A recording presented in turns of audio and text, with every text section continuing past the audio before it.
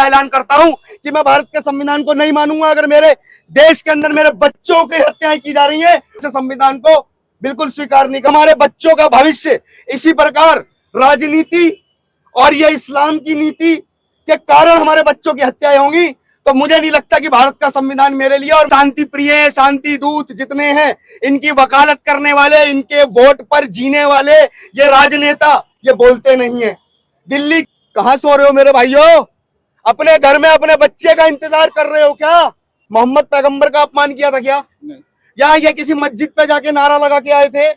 जब ये कुछ नहीं करके आए तो ये बताओ, भड़वाओ तुम्हारी ऐसी की तैसी, सालो तुम्हारे अंदर इंसानियत की बात करने वाला है इंसानियत? तुम मासूम बच्चों को उसके घर में मार रहे हो। ये देश के अंदर हिंदुओं तुम्हारी कायरता है, क्योंकि तुम उन कायरों से सामने नहीं कर पा रहे हो, खुद कायर होके बैठे हुए हो। जिस देश के अंदर मदरसों के अंदर अनुदान दिया जाता हो, मुल्ला मौलानाओं को सैलरी दी जाए उनके बच्चों को पढ़ाने के लिए, केवल ये कि इस्लाम और मुसलमान, इसके अलावा जितने भी इस दुनिया में और भारत में, वो सारे काफिर हैं और उनको मारना जायज है। यही पढ़ाने की शिक्षा हमारी सरकारें दे रही है, तनख्वाहें उनको। और जब हमारी सरकारें तनख्वाह दे रही हैं तो ये हमारे भाई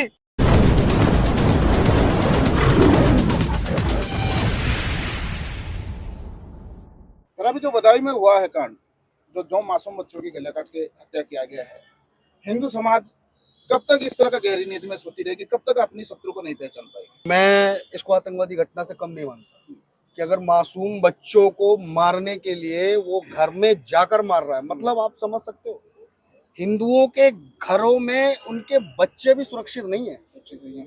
किस लिए? क्योंकि ये सेकुलर का जो भाईचारा है ना, ये सेकुलर का भाईचारा हिंदुओं को, हिंदुओं के बच्चे उनके घरों में मरवा रहे हैं। और भारत की सरकार लगातार कानून और संविधान की बात केवल हिंदुओं के लिए कर रही है। इनके लिए कोई कानून नहीं है क्या?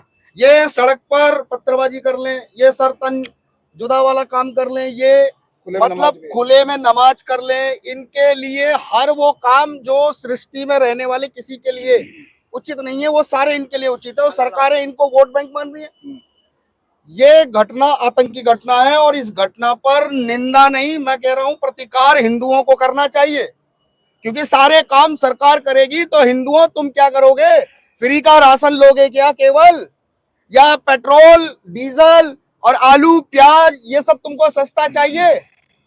पूरे देश के अंदर इतनी बड़ी घटना हो जाती है लेकिन कोई माहौल नहीं, कोई हिंदुओं में कुछ नहीं। क्यों? उसका कारण है क्योंकि ये उस हिंदू का बच्चा नहीं है जो अपने लिए जी रहा है। क्योंकि आज हम लोग देख रहे हैं पूरे भारत के अंदर हिंदू अपने लिए जी रहा है, केवल अपने लिए, अपने परिवार के लिए भी नहीं जी रहा है, अपने बच्चों के लिए भी नहीं जी रहा है। अगर अपने बच्चों के लिए जी रहा होता तो ऐसी आतंकी घटना पर अब तक पूरे देश के अंदर उबाल आ जाना चाहिए था, लेकिन नहीं आया। यह दुर्भाग्य है इस देश का कि हमारे बच्चों के ऊपर जो हो रहा है लगातार, ये कोई घटना एक इकलौती नहीं है बच्चों को लेकर। दिल्ली की राजधानी के अंदर भी कई बच्चे मारे गए, सेम यही दुर्दांत तरीके से, निर्मम तरीके से हत्याएं हमारे नाबालिग मासूम बच्चों की हो रही है। कोई बताएगा हमें मोहम्मद पैगंबर का अपमान किया था क्या?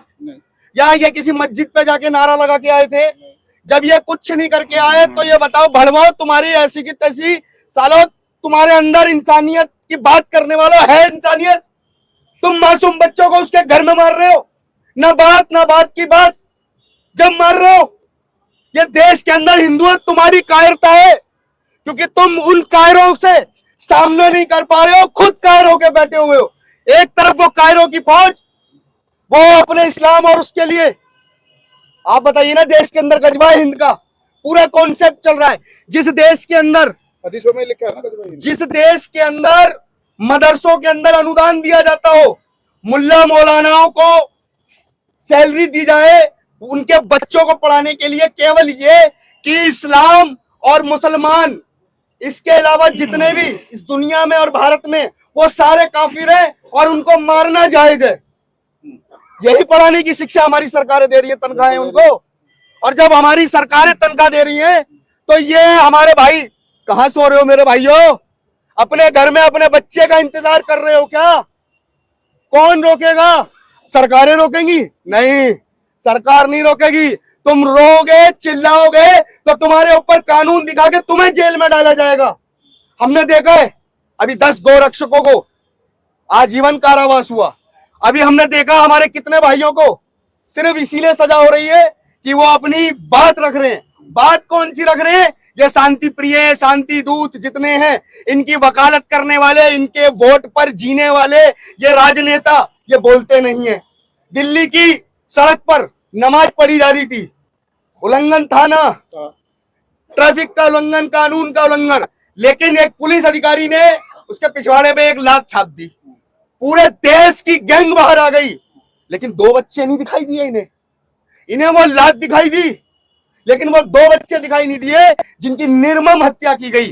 अरे हिंदुओं, ये तुमने आज सोचना है कि तुम्हें अपने बच्चों के लिए जीना या बच्चों के अंतिम समय के लिए जीना, उनके रोने के लिए। क्योंकि अगर हमारे बच्चों का भविष्य इसी प्रकार राजनीति और ये इस्लाम की नीति के कारण हमारे बच्चों की हत्याएं होंगी, तो मुझे नहीं लगता कि भारत का संविधान मेरे लिए, और मैं ऐसे संविधान को बिल्कुल स्वीकार नहीं करूंगा। मैं इकलौता व्यक्ति ऐलान करता हूं कि मैं भारत के संविधान को नहीं मानूंगा अगर मेरे देश के अंदर मेरे बच्चों की हत्याएं की जा रही हैं और उन हत्याओं पे बोलने पर हमको सजा दी जा रही है। कर देंगे, बिल्कुल बर्दाश्त नहीं करेंगे, बिल्कुल भी नहीं करेंगे। हमारे प्रधानमंत्री जी, उत्तर प्रदेश के योगी जी, आपको सोचना होगा, सरकार जब तक है आप लोगों की, जब तक भारत में हिंदू है, जिस दिन हिंदू खत्म, जिस दिन हिंदू विलुप्त, तुम्हारी सरकार कहां चलेगी? अरे किनको पाल रहे हो, किनको पोस रहे हो, और क्यों हिंदुओं को मूर्ख बना रहे हो, क्यों मरवा रहे हो? अरे लाओ सख्त कानून। देश के अंदर भारत के बच्चों को और भारत की संस्कृति को सुरक्षित रखने के कानूनों का प्रावधान लाना चाहिए।